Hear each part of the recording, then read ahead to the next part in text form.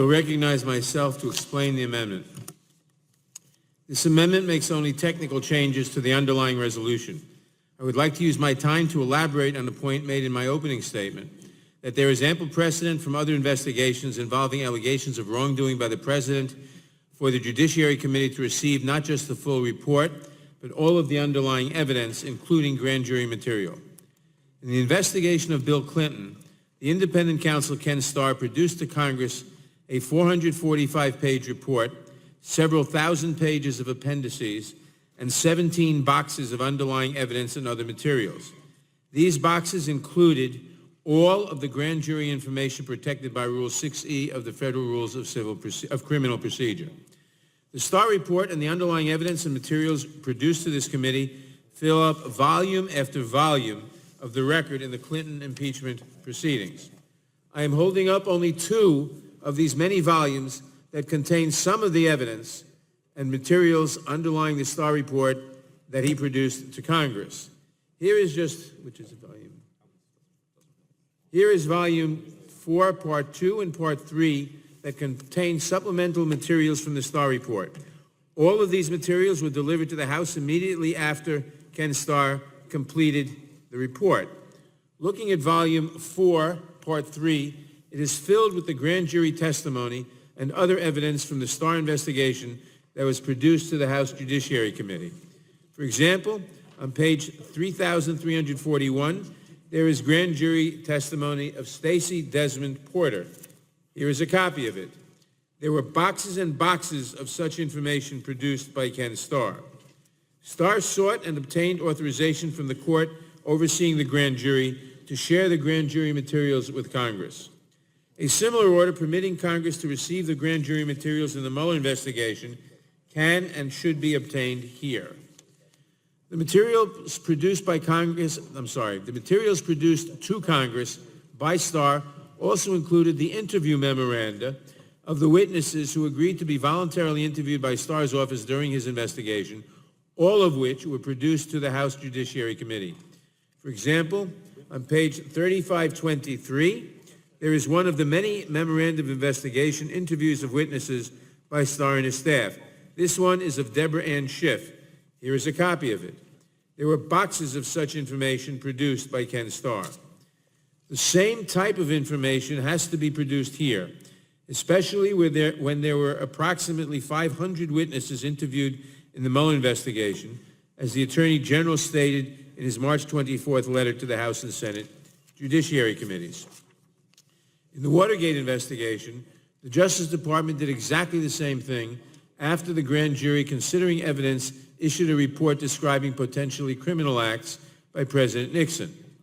The Justice Department filed briefs fully supporting disclosure of the report to the House Judiciary Committee and made the point that, quote, the need for the House to be able to make its profoundly important judgment on the basis of all available information is as compelling as any that could be conceived, close quote.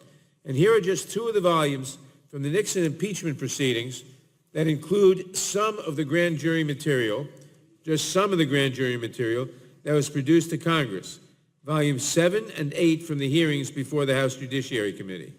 Looking at volume 7, it is filled with grand jury testimony and other evidence from the investigation that was produced to the House Judiciary Committee. For example, on page 688 of volume 8, there is the grand jury testimony of Rosemary Woods. Here is a copy of it. There were volumes and volumes of such information produced in the Watergate investigation to the House Judiciary Committee.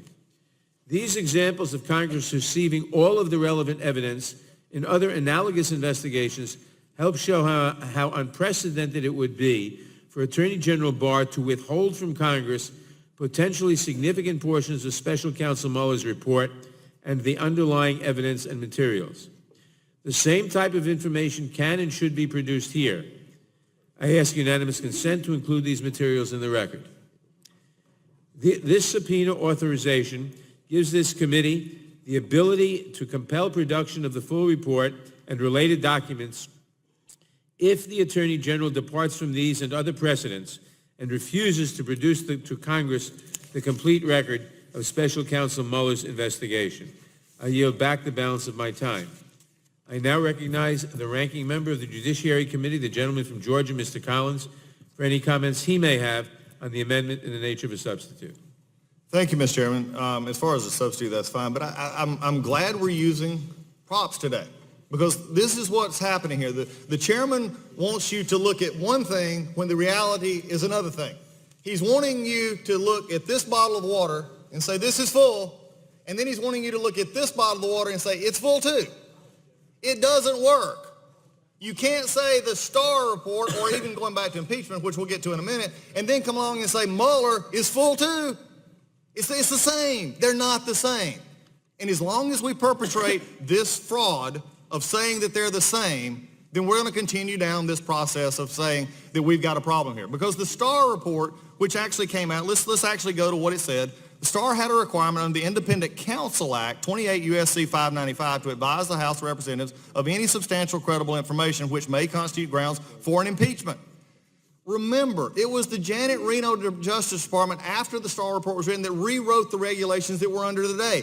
Starr, Mueller, two different things. And if we understand this, then we can understand the problem we have here. I feel for the chairman. He's trying to make an analogy that just won't work. He's doing as good a job as he possibly can. It just doesn't work. The other interesting issue in here is he's used two precedents for getting this information, both of which are impeachment. If the chairman truly wanted to get at this information, then he can go to what I believe many in their heart desire is open the impeachment inquiry. Maybe that's what we're going to get to today. But if you use the precedent of impeachment, not the precedent of subpoenas, then there's a problem. And we've got to understand this is nothing. If this was simply about the Mueller report today, and we had waited till after we got the Mueller report and we said we're still stuff we don't like, then I could see this happening. I could see why we'd come together and ask for subpoenas. Any attorney on this, that's what you do. When you don't get what you want, you ask for the subpoenas, not beforehand. When the Attorney General has already said, I'm going to do this. So the problem is, look, it's a tough problem. I feel for him. But as long as you're trying to compare the full and the empty and say they're both full, that's going to be a problem. The problem also I have with this is it just what about the Attorney General in the Mueller report? Is he went ahead and added 5 other individuals. Why were those 5 other individuals? Let's take a look at the names. The 5 other individuals, Don McGahn, Steve Bannon, Hope Hicks, Rance Priebus, and Ann Donaldson. All of which have either gave information or answered and responded to their initial letters. Why are these 5? They're close to the president. The closer you get to the president, the press writes about it. The press writes about associates of the president get a subpoena. Let's take this for what it is. We don't have our popcorn machine yet. We're getting it for our side because this is great political theater. But as long as they're trying to convince you that this one and this one are the same, then we're going to go down the same sad road. With that, Mr. Chairman, I yield back. I thank the gentleman. I just want to comment on one thing. The argument is made that the prior history is irrelevant because Mr. Jaworski and Mr. Starr operated under a different law than Mr. Mueller is operating. That fact is true. However, we have the same constitutional rights as the committee did in those days, and we have the same constitutional duty as the committee did in those days. And we have the right and the necessity to get all the information to fulfill our constitutional duty. Are there any amendments to the amendment in the nature of a substitute? Hearing none. Mr. Chairman, I have an amendment. The clerk will report the amendment. Mr. Chairman, I reserve a point of order.